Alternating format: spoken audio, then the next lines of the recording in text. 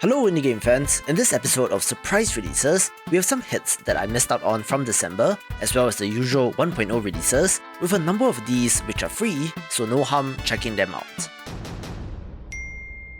Let's begin with EXCALIBURIAN, one that I have to thank members of my Discord channel for pointing out, since it is a very classically styled JRPG, which, nicely enough, is free on Steam.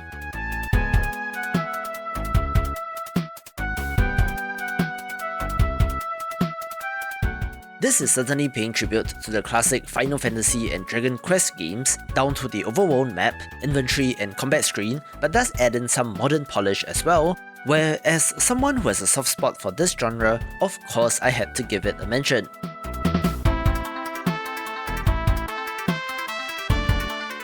If however, somehow, you have never tried this genre, a free entry is hard to beat, so check it out and let me know what you think.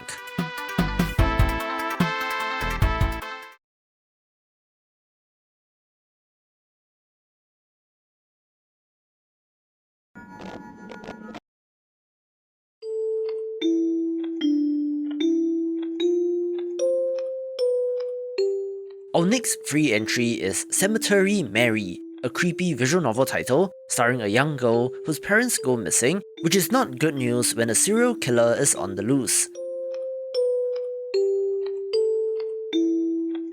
Similar deal with the previous game in that if you have not tried this genre or didn't quite like what you saw of it from other games, this is a barrier-free entry to give it a go with some nice cartoony art as well. So it turns out they're not just caretakers of a huge power source. These little aliens can talk!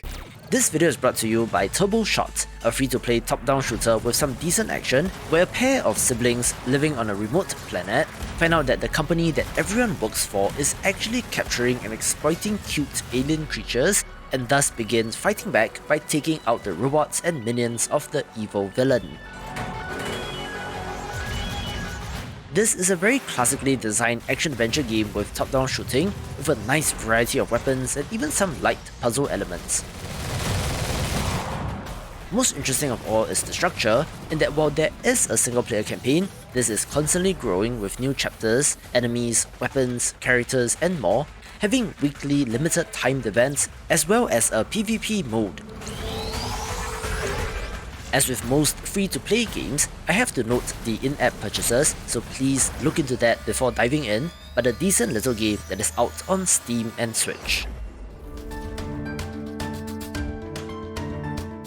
An interesting roguelite strategy deck builder is The Last Hex, releasing out of early access in December and will be of interest to fans of the genre.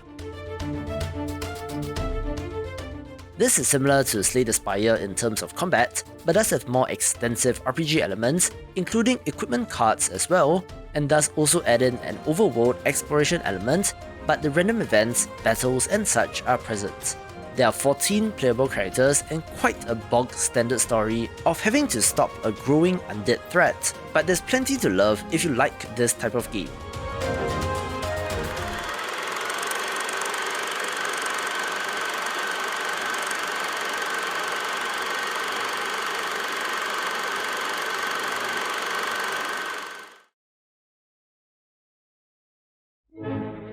Of the 1.0 releases of January, one that has gone a little bit under the radar is GearCity, an economic grand strategy title that is pretty ambitious in scope, having you trying to fill the shoes of someone like Henry Ford in trying to become a global automotive brand.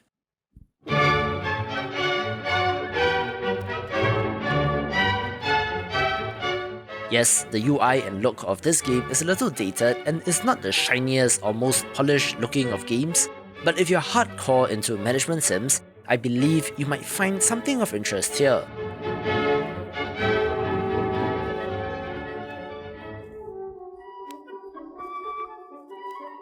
The economic simulation and management aspects are pretty impressive, having you managing factories, raw materials, selling prices, employees, adjusting dividends, planning overseas expansions, negotiating with unions and more.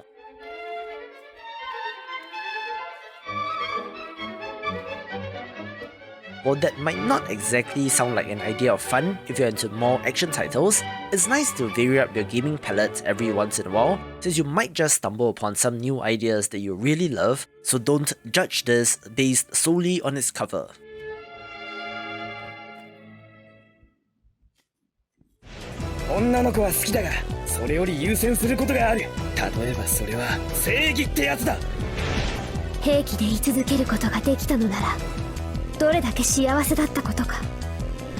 If you enjoy arcade shoot 'em ups, a Steam release that might be of interest is Castle of Shikigami 2, one that was originally launched in arcades in 2003, with console versions on the GameCube, PS2, original Xbox and Dreamcast that followed, where this definitive edition comes to Steam with new features.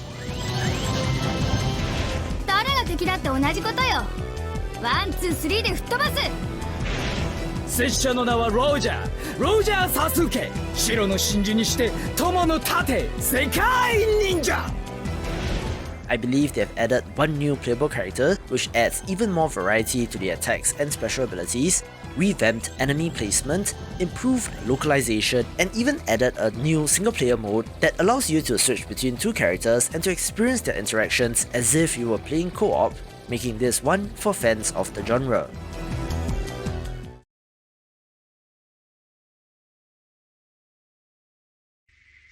Obywatelki i obywatele.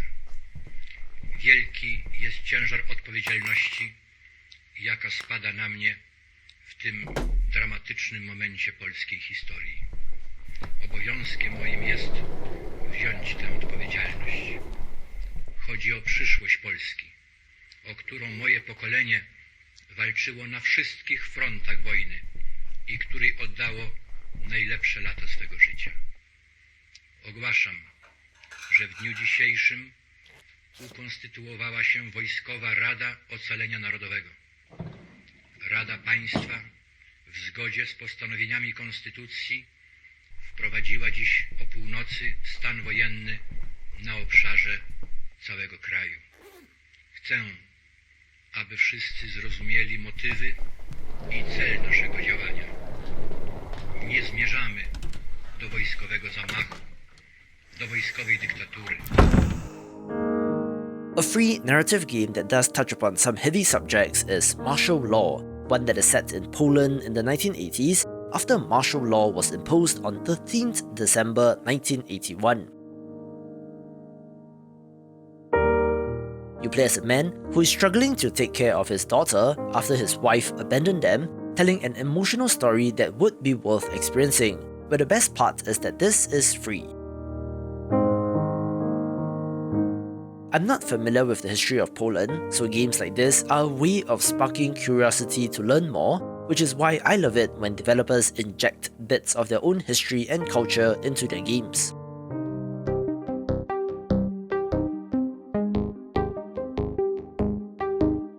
We have another free entry here in the very interesting Bit Burner, a text-based idle game that has its roots in programming, having you learn to code in JavaScript as you try to accomplish your goals.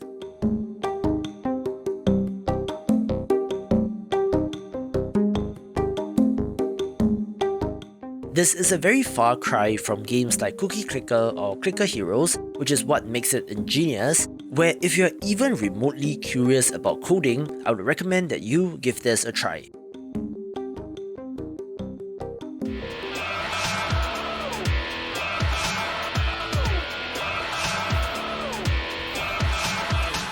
A standout hit from December that I missed is Vampire Survivors, an action roguelite where thousands of enemies are thrown at you, and while it is fairly janky in presentation with the overall look and even the translation in this very trailer, people do seem to be loving this, which got it on my radar.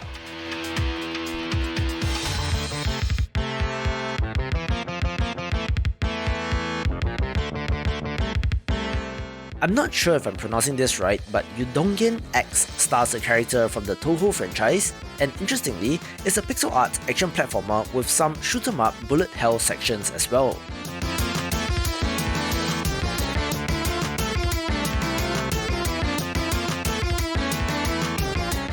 it still amazes me to this day on the reach and scale of Toho, but even if you have no particular affinity for the series or this character, I do still think that it's a well-made title worth a play, taking the number 1 spot.